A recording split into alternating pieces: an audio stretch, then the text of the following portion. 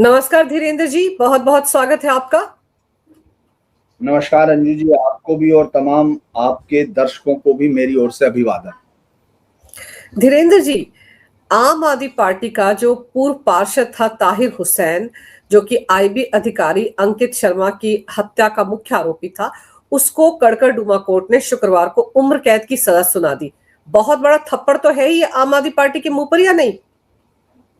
देखिए, ये पूरी पॉलिटिकल जो आम आदमी पार्टी की आइडियोलॉजी थी, या अगर कोई थी, वैसे तो कोई थी नहीं, वो तो वैसे ही सड़क पे खड़े हुए इकट्ठे हो गए, जनता परेशान थी तो उन्होंने उसको चुन लिया।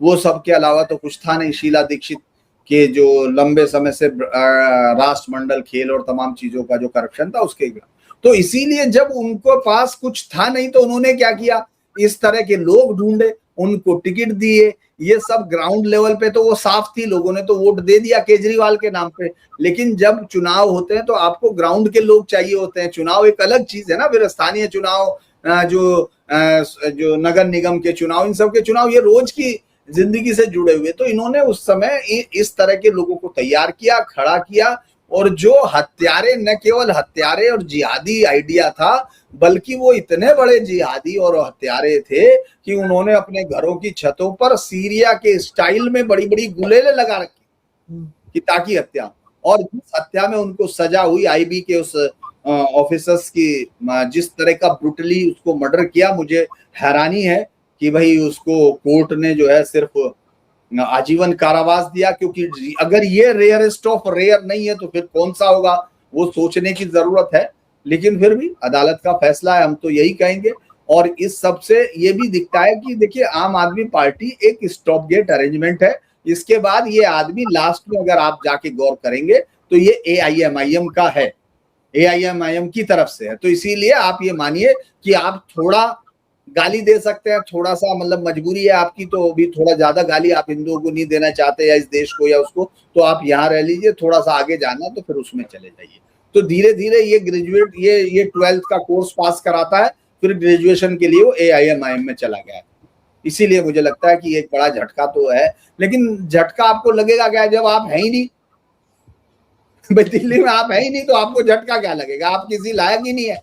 आप देखिए सड़कों पे दिखाई दिए क्या भाई, मनीष सिसोदिया और केजरीवाल और वो सब लोग आपको पंजाब में रोज मंत्रियों के साथ बैठ के वो कह रहा, मैं तो बड़ा हैरान होता हूँ। मनीष सिसोदिया बता रहा था कल परसों, मैंने देखा उसका वीडियो, कि हमने पंजाब के शिक्षा मंत्री के साथ मिलके, जिन्होंने टॉप किया है वो नीट एग्जाम, उनके साथ मिलके हमने चर्चा की। अरे तुम काहे चर्चा कर रहे हो भाई, तुम यहाँ दिल्ली में कर लो, क्योंकि उस दिन से ही फरार हूं। तो इसीलिए अगर आप इसको ये सोच रही हैं कि ये बहुत है, तो आप हमारे यहाँ एक कहावत है कि नंगा नहाएगा क्या, निचोड़ेगा क्या, तो उनके पास है क्या?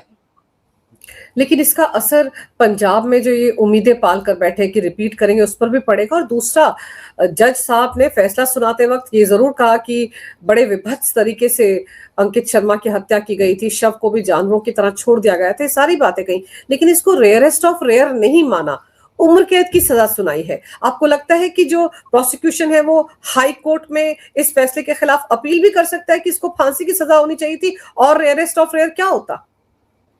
मुझे लगता है सुप्रीम ये कोर्ट में जाएगा, ये हाई कोर्ट जाएगा, हर हालत में जाएगा, क्योंकि ये केस इस पर बनता है। क्योंकि जो घाव थे 52, उनमें से 17 घाव ऐसे थे जो मरणांतक थे, जो मतलब जो एक ही घाव मार सकता था। तो जिस तरह से उसको चाकों से बीधा गया गया गया, और उनको वो जानते थे, वो उस आदमी को जानते थे। ये नहीं कि कोई रेज था, फिट ऑफ रेज था, या वो सामने से पकड़ा गया, या वो था, वो बाकायदा कोल्ड ब्लडेड आइडिया था। क्योंकि अंकित शर्मा जो है समझाने के लिए गए थे, वो अपने घर आके चाय पी गए कि भाई चलो देखते हैं पड़ोस में ऐसा नहीं होना चाहिए, वो इसलिए गए। तब उन्होंने जानबूझ के मारा, और मारने के बाद उस लाश को दबाना, जिस तरह से उसको नाले के अंदर फेंका गया, ये सारी शिकायत, क्योंकि प्रोसिक्यूशन ने कहा कि ये इनमें सुधार की कोई गुंजाइश नहीं। क्योंकि जो फांसी की सजा के लिए जरूरी होता है कि इस आदमी का जीवन अब मानव के लिए खतरनाक है, यानी इसमें कोई सुधार हो नहीं सकता है। प्रोसिक्यूशन ने इस बात पर जोर दिया कि ये जानवरों की तरह का कृत्य है, ये इंसानी नहीं था। तो मुझे लगता है कि इस पे आप ये मान के चलिए कि कल तक या परसों तक 100% जो है हाई कोर्ट में अपील होगी। ये अलग बात है भाई, हाई कोर्ट क्या फैसला देता है वो आप और मैं नहीं जानते, और सुप्रीम कोर्ट में क्या हो, लेकिन ये है कि 100% प्रोसिक्यूशन इसके लिए सजाए मौत के लिए 100% जाएगा। मैं आपको ये, और ताहिर हुसैन से तो पल्ला आम आदमी पार्टी ने बहुत पहले झाड़ लिया था, लेकिन पूर्व पार्षद तो कहलाएंगे आम आदमी पार्टी के, और पंजाब के इलेक्शन बिल्कुल सिर पर है। तो आम आदमी पार्टी के बाकी नेताओं पर भी पंजाब में बहुत सारे भ्रष्टाचार के आरोप लगे हैं।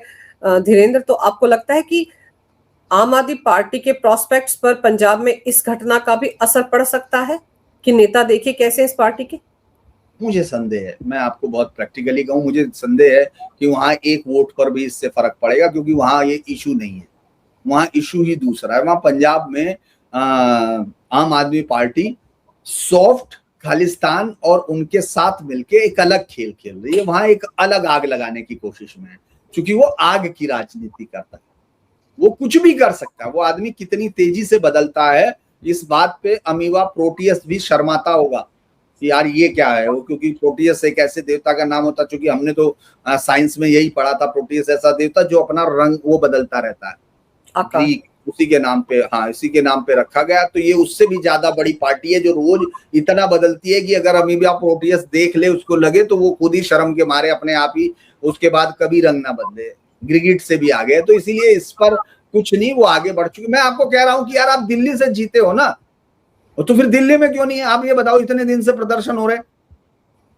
यहाँ वो सौरभ भारद्वाज है, वो आतिशी मारलेना, वो कभी दिखते ही नहीं, कहाँ है क्या है ना, वो जब भी वो ट्वीट करने पहुंच जाते हैं, ये देखो ये सब बस तू तड़ाक गाली गलोच ये सब इसका, इस राजनीति में जानते हैं शुरुआत जो कई बार बातें होती है, याद कीजिए ये अरविंद केजरीवाल था, मैं भी इसलिए था बोल रहा हूँ, थे नहीं बोल रहा हूँ, क्योंकि ये वही था जिसने वो किया, शीला दीक्षित ये चोर है, तू चोर है, ये चोर। इससे पहले कभी राजनीति में इतनी नग्नता के साथ बात नहीं होती थी।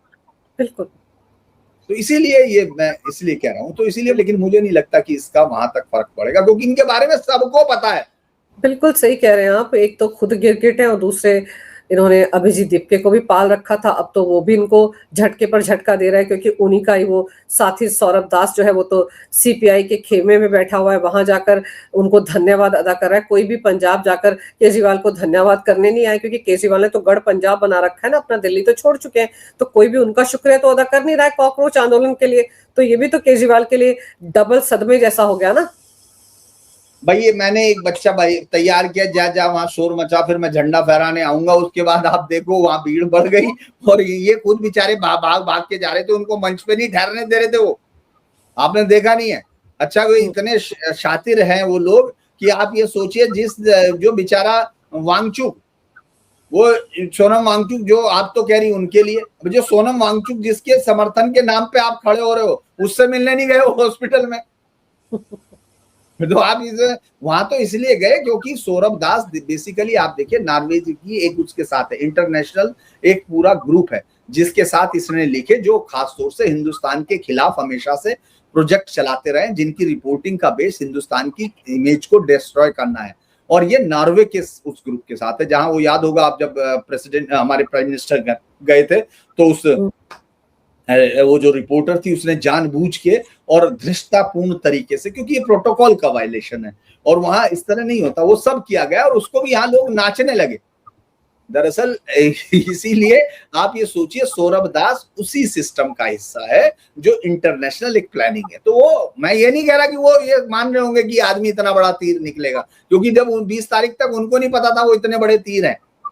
सीधा सीधा इनका कनेक्शन क्या रहा है लेफ्ट के साथ, अब तो वो भी खुलकर सामने आ गया। यूके तक में, लंदन में इनके समर्थन में प्रोटेस्ट हुआ, तो बचा क्या है? ये तो पूरी तरह से बेनकाब हो गई कि किसके कहने पर ही कॉकरोच जंतर मंतर पर बैठे थे, और क्यों बैठे थे? इनका तो जेनजी के साथ या नीट के पेपर लीक से कोई लेना देना ही नहीं था, ये तो पार्टी कर रहे थे धर्मेंद्र प्रधान के इस्तीफे के बाद। देखिए एक चीज मैं ये कहूंगा कि इस पार्टी ने जो नाम आया, दरअसल बहुत सारे पत्रकार भी, ये देश के लोग भी थोड़ा सा 12 साल में बहुत रिलैक्स हो गए कि हाँ ठीक है एक सरकार है जो निपटेगी। सबसे सरकार नहीं निपटती है, एक सोसाइटी की भी जिम्मेदारी होती है, समाज की भी जिम्मेदारी होती है, क्योंकि 40-50 हजार की भीड़ मैक्सिमम जहां खड़ी थी, जिसमें से ज्यादातर लोगों का मतलब ज्यादातर लोगों का 10वीं से भी कोई रिश्ता नहीं था, और जिनके पास 10वीं या 12वीं के सर्टिफिकेट थे उनकी हैसियत दूसरी क्लास की नहीं थी, और जिनकी गालियां, जिसको इस देश के तथाकथित पत्रकार, क्योंकि वो पहले जूते साफ करते थे, अब उनको लगा कि अब ये क्या किया जाए, तो उन्होंने इन्हीं गालियों को जो जस्टिफाई करने लगे। मुझे मालूम नहीं कि वो उनकी बेटी इसी तरह से उनसे बात करती है कि तू कहाँ छिपा हुआ अंदर घर के, इस तरह से उनके साथ बात करती होंगी। तो मैं इस बात को लेके बड़ा हैरान हूं कि कोई कैसे जस्टिफाई कर सकता है गलत बात को, लेकिन ठीक है उन्होंने किया। लेकिन आप इसमें देखिए, ये कॉकरोच किसी पर्दे में नहीं आए, कॉकरोच अपने आप आए, वो कॉकरोच नाम लिया उन्होंने। और कॉकरोच किसी भी सभ्यता में, दुनिया की किसी भी सभ्यता में कॉकरोच कभी पॉजिटिव सेंस में नहीं आया, तो वो अपने साथ ही अपने विनाश का वो लेके आए, मतलब उनकी जन्म कुंडली में ही है, तो उनका कुछ नहीं। दूसरा, आप अगर गौर करेंगे पिछले कुछ समय से पूरी दुनिया में वोकिज्म जो है वो मार्क्स का एक सांस्कृतिक मार्क्सवाद जो ग्रम्सी का है उसके हिसाब से चलता है। वोकिज्म क्या कहता है कि पहले आपको आपकी फैमिली से काटना है, फिर आपको आपके खुद से काट लेना है, और उसके बाद अकेले पड़ गए आदमी को अपना शिकार बनाना है।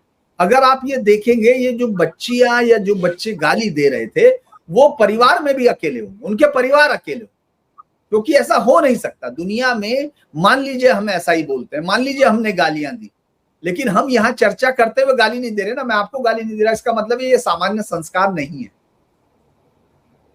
हम लोग ये मैसेज अपने बच्चों को देते हैं कि तू गाली दे रहा था, गाली देने का अभ्यास छुड़ाना है।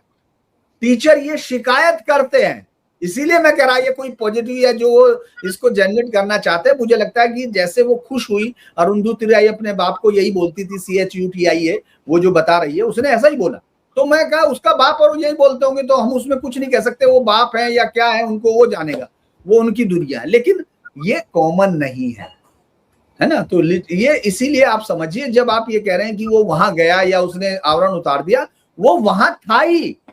क्योंकि अगर आप जंतर मंतर के उस पूरे प्रोग्राम को देखें तो 18 तारीख तक जब तक पुलिस ने सोनम वांगचुक को नहीं उठाया, तब तक आप गौर करेंगे उसमें जो लोग 150 आते थे, जो रहते थे, जो बिना खाने के भी रहते थे। बाकी खाने के वक्त तो वहां 700-800 भी आते थे, क्योंकि वो जुनैद भाई जब खाना बांट रहे थे तो बेचारे लाइन में लगता था, वो बिरयानी भी देते थे, कभी कभी आइसक्रीम भी देते थे। मुझे हमेशा डर लगता था वो कहीं जुनैद भाई वो बाकी सब ढाबों वाला तो नहीं कर रहे कि कुछ करके दे रहे हो, लेकिन चलो ठीक है, जो भी कर रहे थे वो जुनैद भाई जाने और उनके लोग जाने।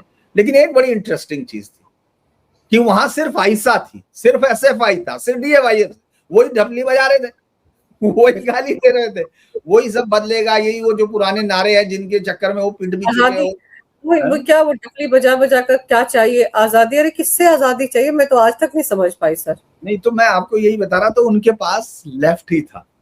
और आप ये देखो, इस पूरी लड़ाई में आप बंगाल में देखो, आप बिहार में देखो, आप यहाँ देखो, ये सब लेफ्ट का एक बड़ा आउटस्पट कोशिश हो रही है। क्योंकि कांग्रेस कोई आइडियोलॉजी ना पहले थी ना कभी रहेगी, क्योंकि उसके पास आइडियोलॉजी के नाम पे कुछ नहीं था। वो अगर आइडियोलॉजिकल बेस पे कोई टकराना चाहता है, भले ही आप उसको ये कहें कि उसकी आइडियोलॉजी खराब है, तो वो लेफ्ट है। तो आप ये देखेंगे धीरे धीरे लेफ्ट, चूंकि वो इस देश को तोड़ने का सबसे बेहतर प्लेटफॉर्म बहुत सारे लोगों को लगता है, तो वो उसको पैसा दे रहे हैं। और इसीलिए आप देखेंगे धीरे धीरे दीपके या वो तमाम, चूंकि अभी वो जो लड़की है जो आयशा की है, जो नेहा घोष, नहीं वो आयशी घोष है और नेहा बोहरा है शायद, इस तरह से नेहा बोहरा, जो राहुल गांधी के साथ प्रेस कॉन्फ्रेंस में खड़ी थी। और तो वही मैं, हाँ, तो वो सब लोग ज्यादा आपको दिख रहे हैं, क्योंकि वो ज्यादा गाली दे सकते हैं देश को, वो ज्यादा, वो ये बोल रही थी वो, अच्छा, चूंकि मैं हमेशा ये मानता हूं कि जो इस तरह से होते हैं, इनका धीरे धीरे लेफ्टिस्ट का जो मेटामॉर्फोसिस कंप्लीट होती है, वो आखिर में इसी में जाके होती है, इस्लामिस्ट आइडिया में। तो इसीलिए उसको मतलब ये मान लेना चाहिए कि वो सब इसी खेल का हिस्सा है।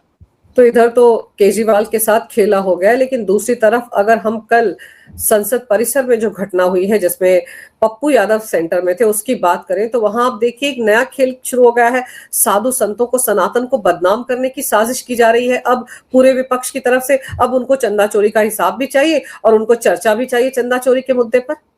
देखिए अंजू जी, जिस तरह का अभी पूरा आपने देखा एक काकरोच मूवमेंट खड़ा हुआ, काकरोच में लोग आए, भीड़ आ गई, सरकार को थोड़ा सा पीछे हटना पड़ा, सरकार को उनको वापस भेजने के लिए एक समझौता करना पड़ा, जिससे लोग समर्थक भी नाराज हुए और बहुत सारी चीजें हुई संसद के अंदर। फिर हमने देखा हल्ला हुआ और अमित शाह जी पर हमला बोला। देश के गृह मंत्री को किसी नेता प्रतिपक्ष ने कहा कि हम घसीट के कमरे से ले आएंगे, खींच के ले आएंगे, है ना। किसी ने कुछ और कहा, लेकिन इन सब के बावजूद भी जो वोट जहां से चाहिए वहां कोई स्पंदन नहीं देखा गया।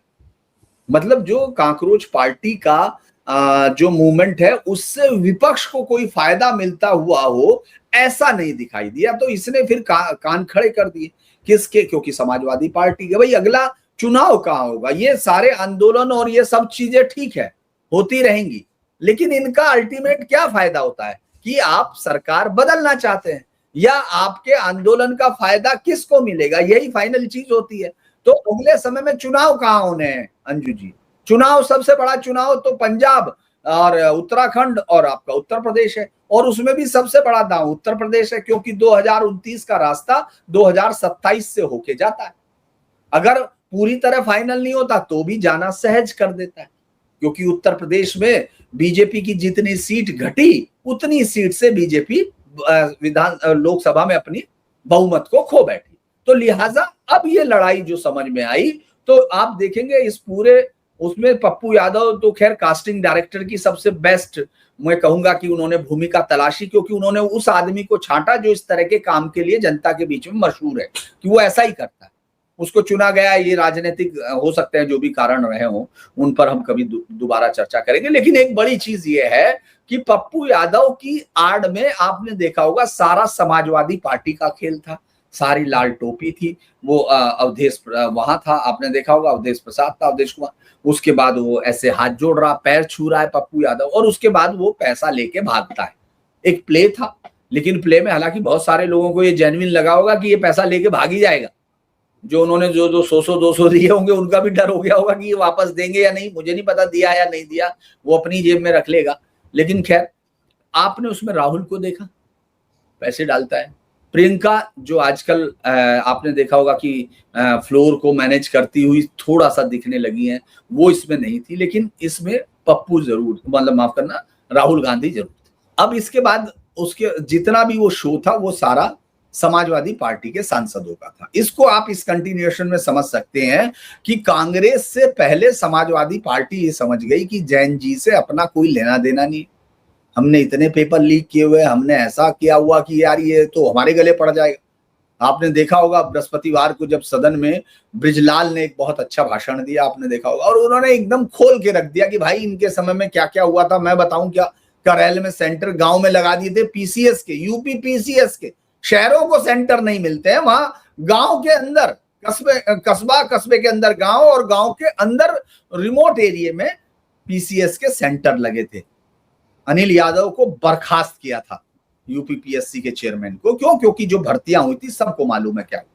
तो वो सब उनको मालूम है कि भाई इससे कुछ मिलना नहीं, और उनको कोई ऐसा कोई काम पे वोट मिलता भी नहीं है। जो जिन लोगों को कंफ्यूजन है वो हो सकता है, जबकि मैं उस पार्टी को कवर करता रहा हूं, मुझे मालूम है वो लोग भी अच्छे, उनसे मेरी बातचीत होती रही।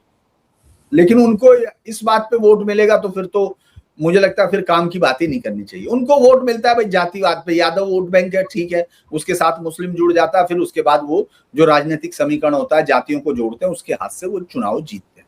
तो वो जानते हैं कि हमको इससे कुछ नहीं मिलना, हमारा जो टारगेट है हिंदुओं के उस वर्ग में से कुछ खींच के लाना है, जो इस चढ़ावा चोरी के चंदे या जो भी चोरी का जो भी आरोप आया है उससे हमको कुछ बेनिफिट मिल जाए, हमारे पास आ जाए, इसलिए उन्होंने ये शुरू किया।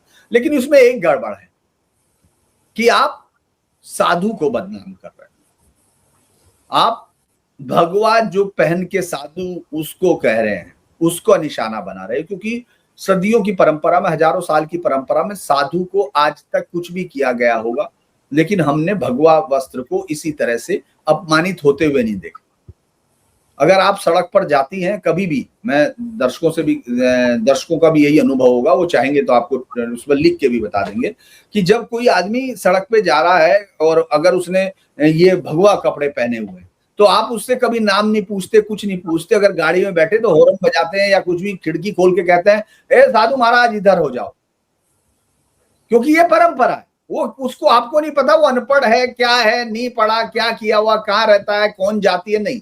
बस जैसे ही आपने देखा कि उसने एक खास किस्म के कपड़े पहने हुए जो भगवा है, तो आपके मुंह से पहला निकलता है, वो साधु जा रहा है यार, हटाओ, ये बोलते हो ना। तो ये वो उस चीज पर चोट करना चाहते हैं। ये लगातार सनातन को चोट करके जो मुस्लिम वोटों की हिस्सेदारी है, और चूंकि इस पर मैंने देखा इमरान मसूद गोमूत्र पर हंस रहा था, ये सब हंस रहा था। अगर इनको अभी अगर कोई कह दे इनके उस पर, तो आपको मालूम है, क्योंकि देखिए इस्लाम का या इन सब का वोटों का जो गणित है वो सीधे तौर पर यही है कि आप उनको जितना चोट पहुंचा सकते हो, जितना उसको मिनिक्यूल कर सकते हो, उतनी वोट हमसे ले सकते हो। तो मुझे लगता है कि ये उसी खेल में थे। लेकिन साधुओं के साथ जिस तरह इन्होंने किया, मुझे शक है कि जनता इसको बहुत पॉजिटिव उसमें लेगी, ऐसा मुझे लगता है। बिल्कुल, इसका ये पूरा का पूरा खेल जो भी इन्होंने खेला, साधुओं का भेष धरकर पप्पू यादव ने जो कुछ किया, धीरेन्द्र जी आप बिल्कुल ठीक कह रहे हैं, जनता इसको कतई बर्दाश्त नहीं करेगी। लेकिन मेरा सवाल तो ये भी है कि वहां पर तो जो राम मंदिर में चंदा चोरी का मामला है, जो आरोपी है वो तो कर्मचारी हैं, उनमें तो एक भी साधु नहीं है। तो यहाँ पर भगवा पहनकर साधु क्यों दिखाया? और याद कीजिए 2008 का मुंबई आतंकवादी हमला, तब तो कांग्रेस के नेता, उस वक्त के गृह मंत्री, ये सब लोग भगवा आतंकवाद की थ्योरी घड़ने में लगे हुए थे। और यही लोग, वही कांग्रेस पार्टी, यहाँ पप्पू यादव को आप देखो, राहुल गांधी कैसे चंदा देने के लिए आ रहे थे। इनको बड़ा फिक्र हो गया राम मंदिर का। राम के नाम को तो इन्होंने कभी माना ही नहीं, राम के अस्तित्व को स्वीकार नहीं करते हैं। पूरी वकीलों की फौज सुप्रीम कोर्ट में खड़ी कर दी थी कि राम तो है ही नहीं, राम मंदिर तो बनना ही नहीं चाहिए। कपिल सिब्बल क्या कहते थे कोर्ट में 2019 में कि फैसला अभी मत सुनाना वरना बीजेपी को फायदा हो जाएगा। और ये लोग आज चंदे को लेकर बड़े चिंतित हैं। उस पूरे चीजों को ले जाके थोप देना चाहते हैं पूरे सिस्टम पर, और पूरे सिस्टम में उनका साधु, और उस सबसे भी ज्यादा अगर मैं कहूं, उनका निशाना देश के प्रधानमंत्री नरेंद्र मोदी हैं, गृह मंत्री अमित शाह है, और राज्य के चुनाव में योगी है। क्योंकि योगी आदित्यनाथ साधु वेश रखते हैं, आप देखते होंगे उनके कपड़े, और चूंकि वो है महंत है भाई, उसमें कौन, तो महंत है, मठाधीश है, और उसके हैं वो, तो क्या कर सकते हो, मठ है गोरखनाथ मठ, और उसके वो हेड हैं, तो आप वो पहनते हैं। तो ये सब रिप्रेजेंटेशन प्रतीकात्मक होता है, वो उसको प्रतीक देना चाहते हैं। क्योंकि उनकी नजर में देखिए चोरी तो बहुत सारी चीजों का अगर मैं आकलन करूं तो भी वो 3-4 करोड़ 5 करोड़ की चोरी मैक्सिमम उन लोगों ने वो कर पाए होंगे। क्योंकि कहीं भी कोई कर्मचारी सिस्टम में अगर आ जाता है, करप्ट हो जाता है, तो वो इस तरह की चीजें हमने देखी है, होती है। कोई ऐसी नहीं, वो नहीं है। क्योंकि हमने तो ये देखा कि सबरीमाला में कितना पैसा चोरी हुआ, सोना चोरी हुआ, सबरीमाला का सोना चोरी हुआ। उसके बाद फिर आप देखिए सबरीमाला चोरी के बाद तमिलनाडु में किस तरह से जो सोने, मंदिरों के सोना था उसको गला के सरकार ने क्या क्या इस्तेमाल किया, हजारों एकड़ जमीनें बेच दी, लेकिन उन पे चर्चा नहीं हुई। अयोध्या भगवान श्री राम जो सनातन के आराध्य हैं, उन पर चोट करने से मुस्लिम वोटों का फायदा हो सकता है, इसलिए किया जा रहा है। और साधु से बेहतर एक शब्द में हिंदुइज्म को समझाने का दूसरा कोई निरूपक नहीं है, कोई रूपक नहीं है, इसीलिए वो उस पर चोट कर रहे हैं। क्योंकि कर्मचारियों को बताएंगे तो उसमें उनको क्या मिलेगा भाई, कर्मचारियों को बता के उनको क्या फायदा होगा। तो इसीलिए वो ये बताना, देखिए वो अपने वोटर को एड्रेस कर रहे हैं। वो उनको ये मालूम है कि देखिए हमको मुस्लिम वोट पहले चाहिए। मुस्लिम वोट किसको मिलेगा? जो भी हिंदू को गाली दे सकता है या हिंदुओं के भगवानों को नीचा दिखा सकता है, उसके लिए हमारा प्राइम वोट मिलेगा। ये अभी तक का इतिहास रिकॉर्ड आपको दिखाता है, इसमें कोई नई चीज नहीं है। जिसको ऐसा लगता होगा ये हेट है, वो मैं जानता हूं कि वो क्या करना चाहता हो। तो ये तो बेसिक लाइन है। तो मुझे लगता है इसीलिए उन्होंने ये प्रतीक चुना, क्योंकि ये सहज है, अनपढ़ को भी समझ में आता है। बिल्कुल सही कह रहे हैं आप, क्योंकि ये एक ऐसा मुद्दा है जिसको कि समाजवादी पार्टी, अखिलेश यादव, डिंपल भाभी बहुत बड़े पैमाने पर भुनाने के चक्कर में। डिंपल भाभी से मुझको याद आया, आजकल तो बड़ी एक्टिव नजर आ रही है। अभी 2 दिन से तो वही दान पेटी हाथ में लेकर चंदा इकट्ठा करती घूम रही थी संसद परिसर के अंदर ही। तो भाई उस चंदे का हिसाब भी दे देते। कहाँ गया वो चंदा? कहीं पार्टी के लिए इकट्ठा हो रहा था या किसी मंदिर में सच में दान करने के लिए? देखिए दान करने के लिए तो फिर मंदिर जाना पड़ेगा, मंदिर जाएंगे तो फिर वोट कट जाएंगे। तो वो मुझे लगता है बराबर में, चूंकि सबसे करीब अगर कोई चीज है, ये भी इस देश के सनातन का दुर्भाग्य है कि इस देश में जो सबसे करीब संसद के बराबर में है वो फखरुद्दीन अली मस्जिद बना के रखी हुई है वहां। खेलने साहब वहां सामने जो है मंदिर, तो आपको वहां आसपास जहां तक मुझे याद है लोकेशन में, वहीं जाके बिरला मंदिर आपको मिलेगा या कालीबाड़ी मंदिर मिलेगा संसद से बाहर जाके। तो लिहाजा जो पास पड़ेगा वहीं चले जाएंगे, क्या है।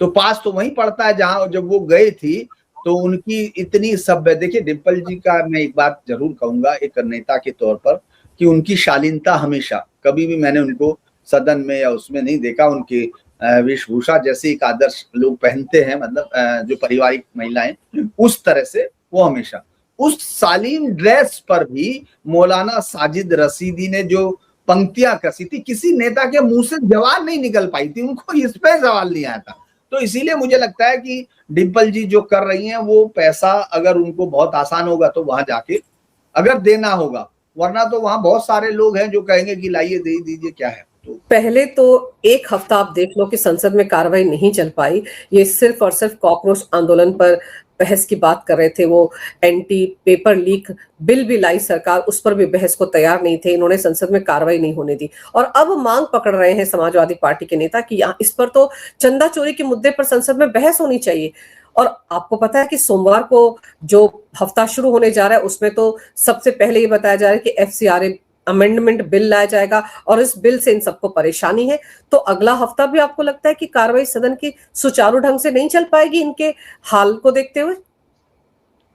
देखिए इसमें दो चीजें, मैं ये मानता हूं कि सदन की कार्रवाइयां ऐसे चलती हैं, इसमें कोई वो नई चीज नहीं है और वो सुचारू ही चले, ये भी लोकतंत्र की बुनियाद को कोई वो नहीं है कि भाई ये इसी से बुनियाद, क्योंकि जब बीजेपी अपोजिशन में हुआ करती थी, अपोजिशन में वो भी सब ऐसे ही हल्ले। सवाल ये है कि क्या सरकार अपने बिलों को पास कराती है या नहीं, मेन चीज वो है। क्योंकि आपने देखा होगा कि राहुल गांधी ने इतनी गालियां दी, इतना सब असंसदीय बोला, क्या क्या बोला, उनको नियम कायदे कानून किसी की परवाह नहीं थी। तो उनको लग रहा था कि जैसे वो नहीं बोलेंगे, अधूरा छोड़ देंगे तो बहस नहीं होगी, उनको बुलाया जाएगा। वो कुछ नहीं हुआ, आपने देखा होगा कुछ भी नहीं हुआ। उन्होंने आते ही जो है आके बैठे उस उधर, उन्होंने जो जितेंद्र सिंह है उन्होंने उसका बिल का फाइनल कंक्लूडिंग कर दिया, वोटिंग हो गई, बिल पास हो गया। क्या हुआ, आप नहीं बोले तो नहीं बोले। अभी ऐसे ही होगा, तो आप नहीं बोलना चाहते मत बोलिए, आप अपने ही विचार नहीं रखना चाहते हैं तो मत रखिए। और उस पर विशेषाधिकार हनन का नोटिस भी हो गया, उस पर आपने देखा होगा शुक्रवार को उन्होंने वो नोटिस दे दिया अनुराग ठाकुर ने। तो इसीलिए ये कोई ऐसी चीज नहीं है सरकार के लिए। इंटरेस्टिंग ये है, इंटरेस्टिंग वो नहीं है, इंटरेस्टिंग ये है कि सरकार एफसीआरए अमेंडमेंट एक्ट को पास करा लेती है कि नहीं करा लेती, और जिसमें मुझे कोई दुविधा नहीं लगती, क्योंकि इस तरह के बिल पास कराने के लिए ये अमूमन लोकतंत्र में स्वस्थ माना जाता है कि आपने बहस उपरांत किया। भाई बहस हुई, बहस में जो सबने किया, कुछ एडजस्टमेंट दिए, कुछ सुधार की बातें की, तो आपने उस पर जो भी है वोटिंग करा ली। अब आप नहीं चाहते तो मत कीजिए, सरकार तो लाएगी, पेश करेगी, उसके बाद आपको बहस करना, हल्ला करना, वो करना, सरकार बहुमत है सरकार के पास, वो कर लेगी। क्योंकि इसमें तो ये संविधान संशोधन विधेयक तो है नहीं कि आपको कोई जो 50% टोटल का और जो उपस्थित है उनका 2/3 चाहिए, तो ऐसा कुछ नहीं है। आप उठ के बाहर चले जाइए, आपने पहले भी नहीं कौन सा वोटिंग किया, तो ठीक है। तो इसीलिए संसद का सुचारू चलना कोई बहुत बड़ा मतलब ऐसा नहीं है। अगर देखिए आप इस सरकार ने इस विपक्ष ने तो सबसे बड़ी दिक्कत ये कर दी कि जो ब्यूरोक्रेसी प्रश्नकाल से बहुत डरती है अंजू, क्योंकि प्रश्नकाल में उनके सवाल खड़े होते हैं और प्रश्नकाल में जवाब देना होता है मंत्री को, और उसको जवाब सही जवाब देना होता है पूरा, जो सवाल प्रश्नकाल में होते हैं। आप ये सोचिए कि जो सारे प्रश्नकाल से ही डरते थे ब्यूरोक्रेट, सब देखते थे कि यार अरे यार अभी थोड़ा बिजी है यार, क्या करें यार, प्रश्नकाल लगा हुआ, प्रश्न लगा हुआ हमारे उसका, तो वो बड़ा कहना यार मंत्री को जाना है, वो सब उनके अंदर बड़ा ऐसे रहती थी। अभी उन्होंने क्या है कि प्रश्नकाल का भी वायलेशन कर रहे हैं, उनको जरूरत ही नहीं, तो ठीक है, बहुत बढ़िया। सबसे ज्यादा मुस्कुराते हुए आराम से अफसर जाते हैं, कहते हाँ ठीक है करते रहो भाई, हमको क्या है। तो इसीलिए वो कोई इस तरह का जो पार्लियामेंट्री डेमोक्रेसी को, मुझे लगता है कि 70-75 साल बहुत हो गए, उनको लगता है कि कुछ और सुधार होना चाहिए, और इसीलिए वो सरकार इस सब चीजों पर गौर कर रही है। इस पार्लियामेंट्री डेमोक्रेसी में सरकार जो है सबसे बेहतर काम ये कर रही है कि इस देश को मजबूत करने की कोशिश कर रही है, जो कॉकरोचों ने कुतर लिया था। ये कॉकरोच तो रिप्रेजेंटेशन में आए हैं, इस देश में तो कॉकरोच बहुत है ना, तो इसीलिए वो पहले कॉकरोच नाम नहीं लेते थे। अब अच्छी बात यह है कि वो नाम के साथ आए हैं, तो इसीलिए लोकसभा में जब सरकार जब ये पास करा लेगी संसद में एफसीआरए अमेंडमेंट एक्ट, तो मुझे लगता है कि एक बहुत बड़ा जो चैनल था जिससे ये सारे मूवमेंट खड़े होते थे, वो सब पर रोक लग जाएगी, वो सरकार उसकी क्लिप काट देगी। इसीलिए सरकार का बड़ा काम बिल बनाना है, कानून लाना है, कानून बनाना है, तो उसमें सरकार मुझे लगता है कि कामयाब रहेगी, उसमें उसको कोई दिक्कत नहीं होगी। लेकिन राहुल गांधी जो 20 दिन के लिए लापता रहे, कहां गए किसी को नहीं पता, वो सारा खेल तो एफसीआरए अमेंडमेंट बिल को रोकने के लिए तो किया जा रहा है। ये जंतर मंतर पर जो बैठे थे, इनको भी तो फंडिंग कहीं से आई, और ये जो राजनीति का खेल खेल रहे हैं अखिलेश यादव, उनको महंगा भी पड़ सकता है। इस तरह से साधु संतों का अपमान करके उनको कुछ हासिल नहीं होने वाला है 2027 में। योगी जी ने पूरी तैयारी कर रखी है। और दूसरी तरफ कहा यह जा रहा है कि ताहिर हुसैन कह रहा है कि हाई कोर्ट से उसको इंसाफ मिलेगा। उम्र कैद की सजा कड़कड़डुमा कोर्ट ने सुनाई है, अब उसने प्लानिंग कर ली है कि वो हाई कोर्ट का दरवाजा खटखटाएगा। तो देखते हैं उस मुद्दे पर भी क्या होता है। लेकिन आपने समय निकाला धीरेन्द्र जी, बहुत अहम जानकारी इस विषय पर मेरे दर्शकों को आपने दी, बहुत विस्तार से। आपका बहुत बहुत धन्यवाद। नमस्कार, जय हिंद। नमस्कार, जय हिंद।